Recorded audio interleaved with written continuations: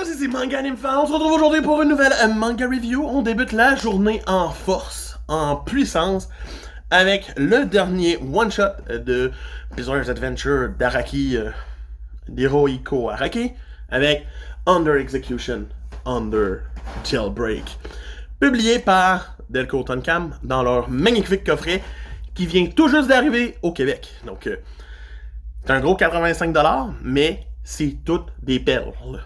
Achetez-le, ça vaut la peine. Si vous êtes fan de l'auteur. On retrouve ici des one-shots, des petites histoires courtes. Encore une fois. Donc, fait changement après Baki. Puis ça ici, c'est toutes des œuvres qui ont été publiées après Jojo. Donc, c'est déjà différent. La première est basée sur le titre. C'est un prisonnier qui veut pas se laisser pour mourir et qui va tout tenter pour s'échapper. Mais à chaque tentative, il y a de quoi qui pète, il va se faire électrocuter, il va se faire arracher les doigts, c'est vraiment n'importe quoi. C'est comme si la prison voulait pas qu'il s'évade. Puis c'est comme s'il était en peine de mort dans sa propre chambre de prison, cellule.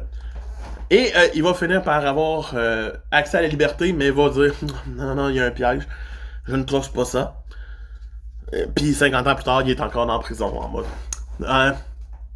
demain. C'était pas le meilleur start d'histoire courte, mais mon Dieu que ça reste le fun à lire. Ensuite, on passe 2 chapitres sur une histoire sur un chat, Dulce, de Cat, et son maître sur un bateau, qui sont un peu comme dans Schnout, et qui doivent survivre. Donc on va voir les travers de... C'est quoi un homme et son chat sur un bateau quand ça fait 5 jours que les deux n'ont pas mangé? C'est vraiment intense comme chapitre. C'est comme un combat pour la survie entre le maître et son chat, qui vire un petit peu au mode « What ?» à la fin, mais qui reste sympathique à lire et qui nous fait nous poser plein de questions avec bien sûr des dessins à la Araki, qu'on n'ira jamais se plaindre. Par la suite, on a la seule déception que j'ai eue dans cette œuvre-là, le chapitre Rohan au confessionnal. Donc, qui est déjà dans le one-shot de Rohan Kishibe, dans le premier, je l'ai déjà critiqué. C'est un très bon chapitre, je l'ai pas relu parce que ça fait pas si longtemps que ça que je l'ai lu, c'est pas comme ça faisait 10 ans.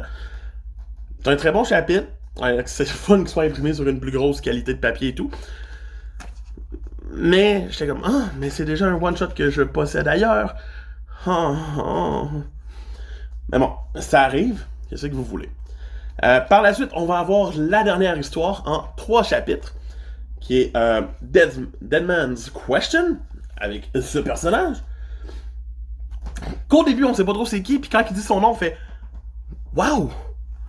C'est Kira, le méchant de la 4e partie, qui revient ici en tant que personnage principal. » C'est vraiment bien de suivre ses aventures dans l'autre monde, étant donné qu'il est mort, et qu'il est un fantôme. J'ai vraiment aimé son enquête, son aspect surnaturel et tout. C'est probablement la meilleure pépite de cette anthologie-là. Et c'est un must à lire pour les fans du personnage de base, j'en suis sûr. J'en suis un, puis oui. Pour moi, ce dernier one-shot mérite la même note que les autres. Donc, un 8 sur 10. T'es Morgan Fan qui vous dit à plus. Bye!